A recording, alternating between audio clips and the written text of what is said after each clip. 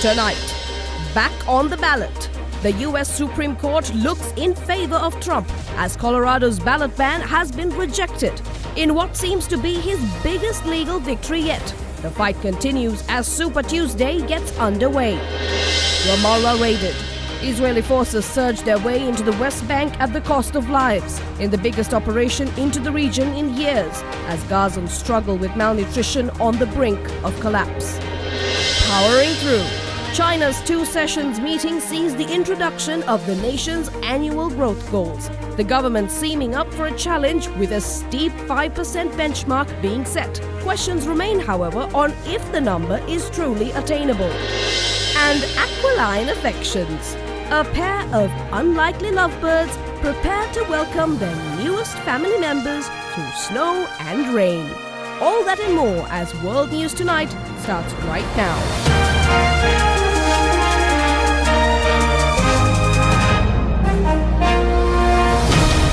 This is on the Derana World News Tonight. Reporting from Colombo, here's Anuradhi Vikramasinghe. Hello and welcome to World News Tonight. Really glad to have you join in with us this Tuesday evening. We have a range of stories to cover for you tonight, and we begin with a landmark ruling in the U.S. This landmark ruling that we're speaking about handed a triumph for Trump tonight as the U.S. Supreme Court rejected an effort to remove Republican presidential candidate Donald Trump from the primary ballot in Colorado, one day before that state holds primary nominating contests ahead of the 2024 presidential election. The unanimous ruling from the 9 justices reverses a decision late last year by Colorado's top court disqualifying Trump. The case cited a rarely invoked clause of the 14th Amendment of the U.S. Constitution, Section 3, which bars from office any, quote, officer of the United States who took an oath, quote, to support the Constitution of the United States, and then, quote, engaged in insurrection or rebellion against the same, or given aid or comfort to the enemies thereof. Trump incited a violent mob to attack our Capitol. A group of Colorado voters argued that Donald Trump's efforts to subvert his 2020 election loss, which fueled the violent January 6, 2021 attack on the U.S. Capitol, amounted to insurrection. Trump's attorneys argued he was not an officer under the 14th Amendment and denied the allegation of insurrection. The Supreme Court ruled on Monday that only Congress, not states, can determine a candidate's eligibility under the 14th Amendment. Monday's decision clears the way for Trump to wrap up the Republican nomination. He remains the commanding frontrunner. His only remaining rival, former South Carolina Governor Nikki Haley, has won but a single contest, the Washington, D.C. primary over the weekend. The Supreme Court's speedy resolution of the ballot qualification question stands in contrast with its slower pace in another case, whether Trump has presidential immunity from criminal charges. The former president is facing federal charges accusing him of illegally retaining classified documents and misleading investigators seeking to recover them, and also for a number of alleged schemes to subvert the 2020 election. The justices are scheduled to hear arguments in the immunity case in late April, a much longer timeline. The Supreme Court's 6-3 conservative majority includes 3 Trump appointees.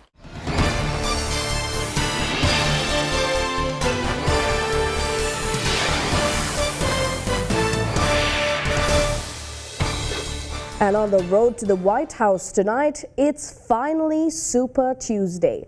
Donald Trump's grip on the Republican nomination for president is all but certain to be confirmed in a few hours, as 16 U.S. states and 1 territory hold primary votes. From Alabama to Alaska and from Arkansas to American Samoa, Super Tuesday represents Nikki Haley's last chance to deny Trump a third nomination.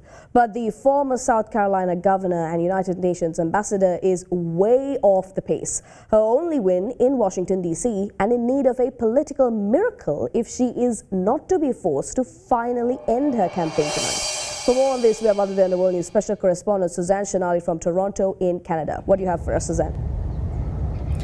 Anuradi, it seems pretty clear to us now that President Joe Biden and former President Donald Trump are poised to move much closer to winning their party's nomination during the biggest day of the primary campaign today. While much of the focus is on the presidential race, there's also important down-ballot contests. California voters will choose candidates who will compete to fill the Senate seat long held by Dianne Feinstein, and the governor's race will take shape in North Carolina. But the premier races center on Biden and Trump. And in a dramatic departure from past Super Tuesdays, both the Democratic and Republican contests are effectively sealed this year. The two men have easily repelled challengers in the opening rounds of the campaign and are in full command of their bids, despite polls making it clear that the voters don't want this year's general election to be identical to the 2020 race. Neither Trump nor Biden will be able to formally clinch their party's nomination on Super Tuesday. The earliest either can become his party's presumptive nominee in March 12th for Trump and March 19th for Biden. And Anuradhi, it seems soon Haley will have to learn when to back up because Trump is barreling through. Back to you. All right, thank you very much. That was Other Than the World News special correspondent Suzanne Shanali from Toronto in Canada.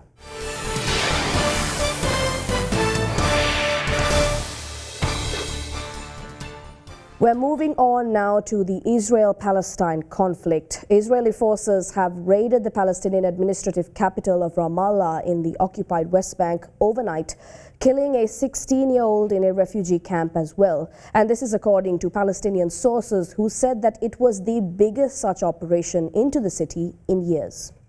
The Israeli military said security forces had conducted a counter-terrorism operation into the camp, during which a riot broke out, with rocks and gasoline bombs thrown at soldiers, who responded with live fire. A Palestinian news agency reported 16-year-old Mustafa Abu Shalbak was hit in the neck and chest. An Israeli border police officer was slightly injured during the exchanges. Violence has surged across the West Bank in parallel to the Gaza war. At least 400 Palestinians have been killed in clashes with Israeli soldiers and settlers, and Israel has regularly raided Palestinian areas across the territory it occupied in 1967. The same Palestinian news agency that reported the details of the 16-year-old's death also said Israeli forces killed a 10-year-old boy in a separate West Bank raid. The Israeli military did not immediately respond to a request for comment. And we're over in China now as the annual meeting of the country's parliament named 2 sessions got underway.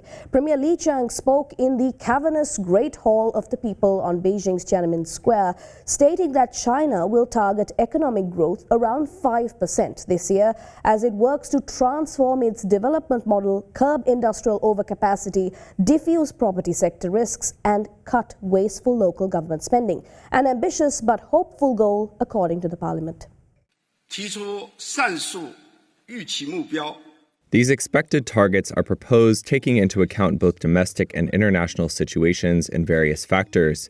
Achieving these targets this year is not an easy task. It requires focused policies, doubled efforts in work, and concerted efforts from all sides. The target is similar to last year's, but faces even stronger headwinds. China started the year with a stock market rout and deepening deflation. A property market crisis only seems to get worse, with giant developer Evergrande told to liquidate, and a sputtering economic recovery has laid bare deep-seated structural problems, including feeble household consumption. On Monday, Li vowed to transform the country's growth model. He said Beijing would curb industrial overcapacity, tackle the property crisis, and address risks over massive municipal debts. It will also pour money into tech innovation and advanced manufacturing. But investors were disappointed by the lack of detail on what all that might mean in practice. Hong Kong's benchmark Hang Seng Index slid over 2% following Li's outlook. Analysts still bet the country will have to lower its growth targets in the future, pointing to pressures including China's falling population. Also Monday, Li flagged another rise in defence spending and toughened rhetoric toward Taiwan. His report to Parliament dropped all mention of peaceful reunification with the island, which Beijing views as a breakaway province. Instead, it promised to resolutely oppose any move towards Taiwan independence. Meanwhile, still in the region, the Philippines has accused China's Coast Guard of carrying out dangerous maneuvers that led to a collision between its Coast Guard ship and a Chinese vessel during a resupply mission for Philippine troops in the South China Sea.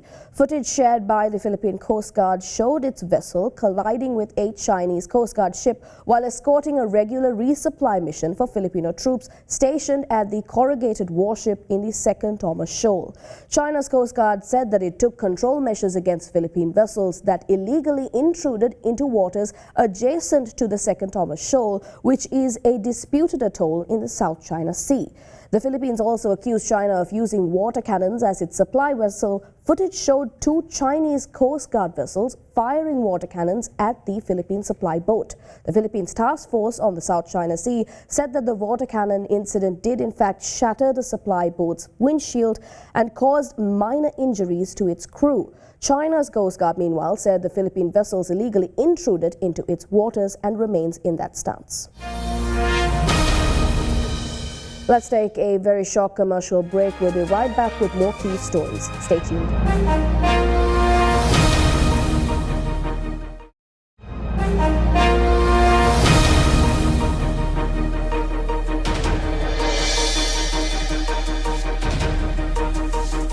Welcome back.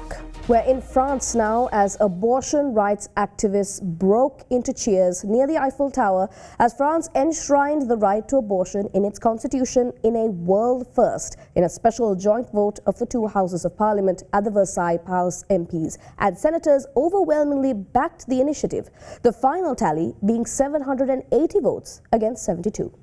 Article 34 in the French Constitution will now read that the law determines the conditions in which a woman has the guaranteed freedom to have recourse to an abortion. Nous célébrons une victoire historique. Mathilde Panot, a lawmaker from a far-left party, called the victory historic. Abortion rights are more widely accepted in France than in the U.S. and many other countries. Polls show around 80% of French people support the fact that abortion is legal, which it has been since a law passed in 1974. It was harshly criticized at the time. But in the wake of the U.S. Supreme Court's 2022 decision to reverse the Roe v. Wade ruling that recognized women's constitutional right to abortion, activists pushed France to become the first country to explicitly protect the right in its basic law. Still, the push has not come without criticism. Far-right leader Marine Le Pen said French President Emmanuel Macron was trying to score political points, adding that it's an exaggeration to call it a historic step when the right to abortion was not at risk in France. We are over in Australia now as Prime Minister Anthony Albanese held meetings with the Prime Minister of Cambodia, Hun Manet, and the outgoing President of Indonesia, Joko Widodo, on the sidelines of the ASEAN-Australia Special Summit in Melbourne. Australia has hosted the three-day summit, which runs till Wednesday to mark 50 years since it became ASEAN's first ever external partner. And for more on this, we have other than the World News special correspondent Vishmi Gamage from Burwood in Australia. Vishmi. Yes, Anuradhi. It will look to bolster ties with the fast-growing region as China looks to increase its diplomatic and military reach. An official welcome dinner will be held for all leaders ahead of the official meeting on Wednesday. Australian Foreign Minister Penny Wong said in an address that what happens in the South China Sea and the Taiwan Strait and the Mekong sub-region across the Indo-Pacific affects us all. This marks the first time that Australia and ASEAN hold a special summit since 2018. It comes as the government of Australian Prime Minister Anthony Albanese is promoting engagement with Southeast Asia under his ASEAN centrality policy. Economic security and the need to counter China seem to be driving Albanese's policy. As for ASEAN, Australia's wealth of natural resources is a key draw. Back to you, Anuradhi. All right, thank you very much. That was other than the World News special correspondent Vishmi Gamage from Burwood in Australia. And over in neighboring India now, a court in the nation has acquitted a disabled academic and 4 others serving life sentences for allegedly having links to Maoist rebels. G.N. Sai Baba, who is paralyzed from the waist down, was convicted in 2017 for waging an insurgency against the state. He has denied all the allegations against him. A court in Maharashtra state acquitted him in 2022, but India's top court had suspended the order and asked for a rehearing. The Nagpur bench of Bombay High Court acquitted Mr. Sai Baba and the others and set aside their life sentences. A former professor at Delhi University, Mr. Sai Baba was first arrested in 2014 after he was accused of being a member of the outlawed Communist Party of India.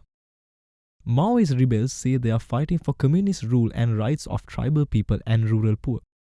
Mr. Sai Baba had travelled to tribal areas and prominently campaigned against the activities of the Indian military and pro-government anti-Maoist militia. But he denied any involvement with the Communist Party of India. A local court, however, said in 2017 that he was guilty of criminal conspiracy and waging war against the nation. In 2022, the Bombay High Court had cleared him of all charges, but the verdict was challenged by the Maharashtra government in the Supreme Court, which then suspended the order. The court said that the accused had been convicted of a very serious crime against the sovereignty and integrity of the country, and that the High Court had not dealt with the facts of the case.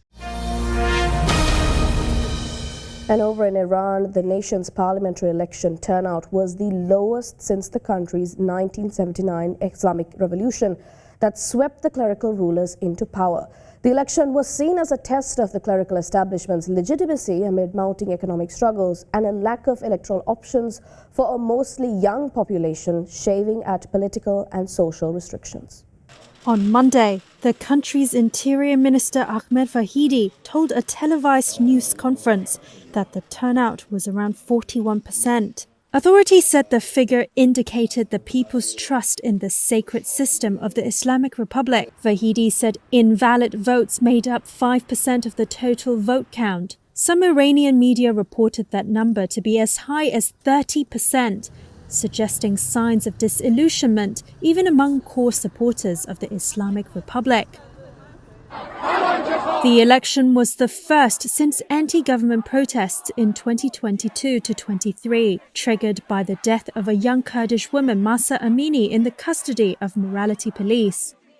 The protests spiraled into one of Iran's worst political turmoils since the Islamic Revolution and were quelled by a violent crackdown involving mass detentions and even executions. Friday's contest was essentially among hardliners and low-key conservatives, all proclaiming loyalty to revolutionary ideals. Heavyweight moderates and conservatives stayed out, and reformists called the election not free and unfair. Activists and opposition groups argued that a high turnout would legitimize the Islamic Republic. They had called for a boycott, widely distributing the hashtags #VoteNoVote and election circus on the social media platform X. Iran's parliament has little impact on foreign policy or Tehran's disputed nuclear program. These issues are determined by the country's top authority, Supreme Leader Ayatollah Ali Khamenei. Haiti's army was called to patrol the international airport after reports of heavy gunfire and clashes with armed gangs in the area. Gang violence in the Caribbean nation is escalating despite a 72-hour state of emergency declared by the government on Sunday in response to a massive prison break over the weekend. Gangs themselves have warned residents in the capital Port-au-Prince to keep children home, although the government has kept schools open during the state of emergency. A fresh wave of gang violence last week forced around 15,000 people to flee the capital in just 3 days, according to the International Organization for Migration. Many of them had already been displaced, living in makeshift camps in schools and hospitals. Victims of gang violence living in this camp told armed gangs destroyed their homes, forcing them into overcrowded living conditions with limited access to water. The prison break over the weekend saw gangs break into 2 facilities, one of which is Haiti's largest prison. It allowed an unknown number of inmates to escape. Gang leader Jimmy Sharizia, a former police officer, has called on gangs to join forces and overthrow Prime Minister Ariel Henry, who has been out of the public eye since traveling to Kenya to discuss an international force to fight Haiti's gangs.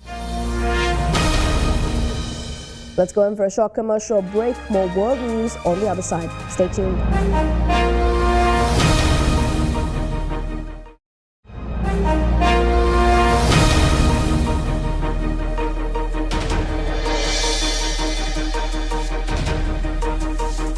Welcome back. How long do you believe you can live on borrowed time? Well, one individual, Bert Jansen, has lived with a donor heart for more than 39 years. The 57-year-old Dutchman recently set a Guinness World Record as the world's longest surviving transplant patient. He says he is proof that living a long time with a heart transplant is definitely possible. I want to be an example for people who need it and to give them hope. Jansen was diagnosed with cardiomyopathy when he was 17. The disease makes it harder for the heart to pump blood around the body. The doctors gave me another 6 months, so that was until Christmas.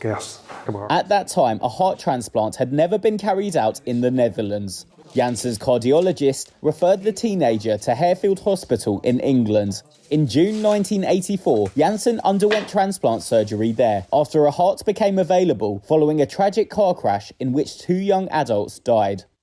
Almost 4 decades later, Jansen is married with 2 sons and a keen glider pilot. Life can still be beautiful. It also has its beautiful sides. One of the beautiful sides is that despite everything, we have 2 healthy children. They are 23 and 27 years old already, so that is going well. We enjoy it. Even having a family is possible after a heart transplant. The average life expectancy for heart patients after a transplant is 16 years. That's according to Jansen's current cardiologist, Casper Erlings. While he is fit, Jansen's heart medication causes side effects, and in recent years, he has had to slow down. And finally tonight, when we think of lovebirds, we remember the cute cockatiels with their pastel feathers. But tonight we have for you an unconventional pair of lovebirds that, despite their intimidating exterior, are trying their level best to make parenting work. Take a look. A pair of bald eagles in Southern California has legions of fans cheering them on as they wait for their eggs to hatch. Jackie and Shadow make their home in Big Bear Valley of the San Bernardino Mountains. And soon their home may be a little more crowded, with 3 chicks on the way. The pair has been trading off sitting on the eggs, guarding against harsh weather. Sandy Steers is the executive director of the environmental group Friends of Big Bear Valley. She thinks she knows why the lovebirds have such a following. Because Jackie and Shadow are very entertaining and how they're also very affectionate with each other, and I just love that they're the models for how to do it right. Bald eagles have had a checkered existence in the U.S. The national symbols suffered from hunting, habitat loss, and exposure to chemical agents such as DDT. In 1967, they were declared an endangered species. Since then, thanks to environmental protection measures, the eagle population has soared back. The birds of prey were removed from the endangered species list in 1995. That's all fine with Jackie and Shadow, who are busy helping to bring the next generation of eagles into the world. But hatching is half the battle for these birds, and I'm sure I'm cheering them on to a full family life. Well, that's all the stories we have for you tonight. We'll see you again tomorrow with more updates on the happenings of the world. Thanks very much for watching. Have a good night.